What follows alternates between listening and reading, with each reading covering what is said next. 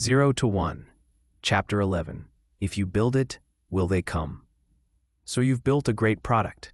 You've poured time, sweat, and sleepless nights into crafting something amazing. But here's the brutal truth.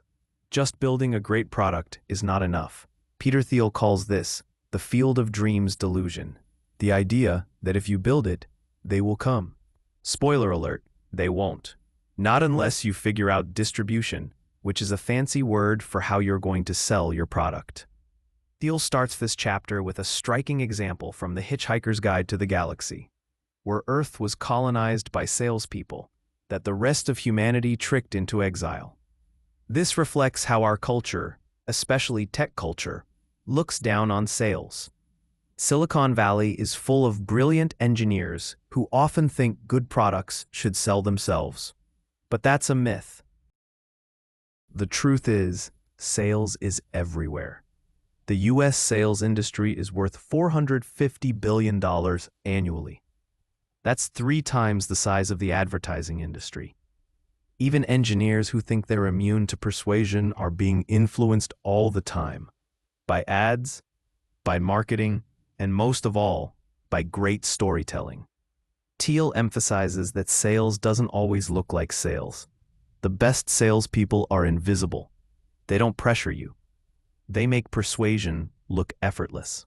A great salesperson, or what Thiel calls a sales grandmaster, is someone who sells you something and makes you feel like it was your own idea.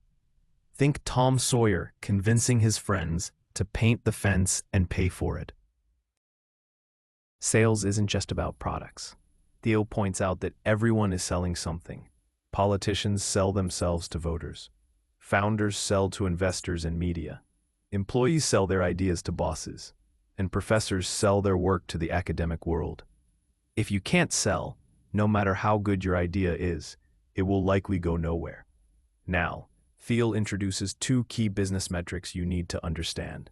Customer lifetime value, CLV. How much profit you make from each customer over time, customer acquisition cost, CAC. How much it costs you to acquire that customer. Your CLV must always exceed your CAC. Otherwise, your business isn't sustainable. Then comes the real meat of the chapter. The types of distribution channels or sales strategies you can use, depending on your product. Complex sales. This is for expensive products. Think enterprise software or rockets. Deals can be worth millions and take months or years to close. Here, CEOs often handle sales directly. Palantir, co-founded by Thiel, didn't have salespeople. The CEO himself handled clients. SpaceX won billion-dollar NASA contracts this way. Personal sales. If your product sells for thousands, not millions, then you need a trained sales team. This worked for companies like Box and ZocDoc. Start small, win over individual teams or doctors, and expand from there. Dead zone, distribution doldrums. This is the danger zone. Your product costs too much to be advertised broadly, but too little to justify personal sales. Many startups get stuck here. Thiel warns, if you can't afford to reach your customers efficiently, your product may die no matter how good it is. Marketing and advertising. This works for lower-cost, mass-market products. Think laundry detergent or sunglasses. If you're selling $100 products like Warby Parker, you can't afford one-on-one sales. So you invest in big, bold ads and PR stunts. Just remember, for most startups, paid advertising is too expensive early on. Viral marketing. This is the holy grail. A product that grows because users invite others. Facebook, PayPal, YouTube. This is distribution embedded into the product itself.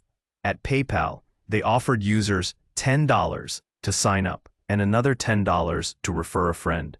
It was expensive, but it gave them explosive growth. But Thiel adds an important twist. Even viral growth must be strategic. At PayPal, they targeted eBay power sellers, vendors who handled tons of transactions every day. Once they dominated that niche, they dominated the whole platform. Thiel ends the chapter with a powerful insight.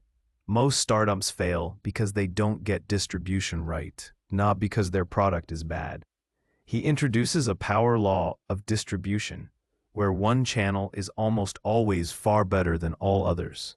Don't scatter your efforts across a dozen strategies.